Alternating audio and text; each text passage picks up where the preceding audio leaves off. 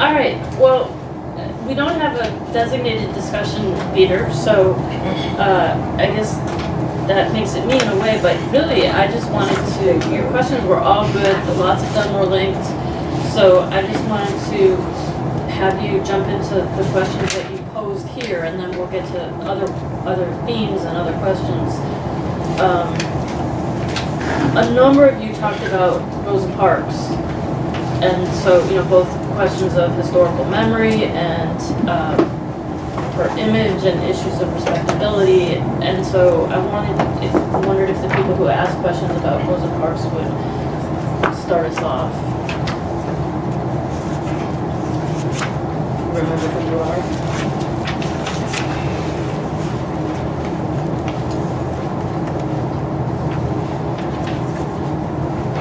Holly asked one. I don't know the cigar. Gabriella. Yeah, I think Gabriella and my question were very similar. We were both wondering about how Rosa Parks is remembered, and I know for me, when I was reading the article, I kept wondering if her quote unquote middle class demeanor, is that why we think of her so positively now? And I kept thinking about other women who were maybe more outspoken, more aggressive, and didn't portray the kind of typical respectable woman kind of attributes in a time period, and contrasted that to how we remember those women to how we remember Rosa Parks. And I guess I was just putting it out there and wondering how that impacts the way that we remember historical actors, especially women. I thought it was interesting too because it stands in sharp contrast, not in sharp contrast too, but the discussion is really interesting when you look at Rosa Parks next to Lily and Juanita, I want to say Jackson? Okay. Because they were also kind of playing with respectability but bringing in religion. The way that they were spoken about, within the wider community at the time, and even by authors, other people looking back, doing historical work on them, was that their religious and gendered conservatism actually made that people didn't like that or spoke about it that's not good feminism or that's not good radical politics. So I just thought that was also interesting, how that really fine line, because even though we don't really speak about Rosa Parks' long political history, that still actually does have a little bit to do with how she's kind of remembered. It would seem. I don't know. Although the Jacksons also have a really long political history too. So let's just talk about Parks first, and then add in some other comparative historical figures. So Holly, part of your question is, how do we remember Parks? And one of the questions is respectability, and is that part of what made her memorable? But I guess the question is, who's creating the memories? So where are these memories coming from? From the article, it seemed there was kind of a de-radicalization process in terms of historical memory for Rosa Parks. So on the one hand, there has to be some truth to that respectability, but I think us as a people almost latched onto it and ignored the more radical parts of those words.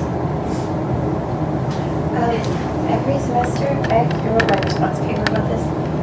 Every semester I assign to my students a essay, or it's actually the introduction to Lowell Thatcherall, which is Well-Behaved Women Seldom Make History, and she talks about Rosa Parks in that introduction. And so they end up getting really caught up in the Rosa Parks thing because, first, they're trying to figure out what well-behaved women seldom make history means in the way that it's been appropriated, and then the way that Ulrich means that, which are two different things. And then also it blows their minds a little bit that the reason why Rosa Parks made history is precisely because she was well-behaved in the ways that that she met expectations about femininity or about women, and Yeah, I love seeing, I think seeing it through their eyes, coming to class with like the image of Rosa Parks, the icon, and then having to figure out that someone kind of had to be inscrutable, had to be well behaved and squeaky clean in order to be like taken seriously and to not have her claims, you know, her protest delegitimized by, I don't know, I want to throw out the media, but I don't think it's the media. But that's like the word that comes by critics, of people who could criticize Parks. So let's break it into, let's talk about at the time what was going on. And so how did respectability play into the politics of the bus boycott? And then we go to retrospectively, how is she remembered and who's doing the remembering? Because I think who the critics are different. Those two different aspects of it. Michael? So I guess at the time, the people who were sort of like looking at Parks as and trying to like transform her into their like a central figure and for their bus boycott were like Edie Nixon. So just community leaders, Edie Nixon, Fred Gray, Clifford Durr, Joanne Robinson, and so like as far as respectability came into play in that like Parks wasn't the only person like and not the only woman who was refusing to sort of give up her seat on the bus, but like because of the attributes that she projected, or that like that's what I wrote, and my like kind of question though is like were they projected onto her as much as she projected them, but being middle-aged, religious, already having an established history of being a community leader, that played into like, you know, sort of like making her a central figure. Yeah, so what are some more details there? What had she been doing? Why Parks and not Claudette Colvin? Doesn't it have its, what I recall, it has something to do with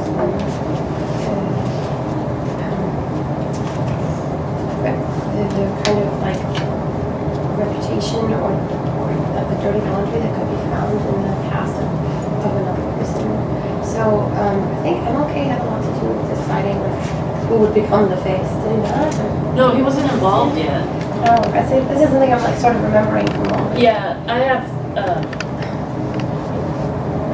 I'm teaching another book by Danielle McGuire called The Dark End of the Street, where there's 2 chapters on Parks, so I have the details fresh in mind. Okay. So Yeah. the question is, so the backstory, and you don't get as much of it here, is that there's this women's political council that organizes in the early 50s, maybe even late 40s, that's essentially black club women. And they're working on voter registration and bringing up issues to the mayor and the city council about things like recreation and just basic services. And there's this ongoing issue of the buses and how, now I can't remember what's in this essay and what's in the other, but you know, to get up, to ride a bus if you're black in Montgomery, you had to walk through the front door, pay, walk out, go around to the back door and get back in again, and then be constantly ready to move your seat, depending on, I mean, there's a line, black and white, but then it shifts based on how many white people are on the bus and how many seats are available.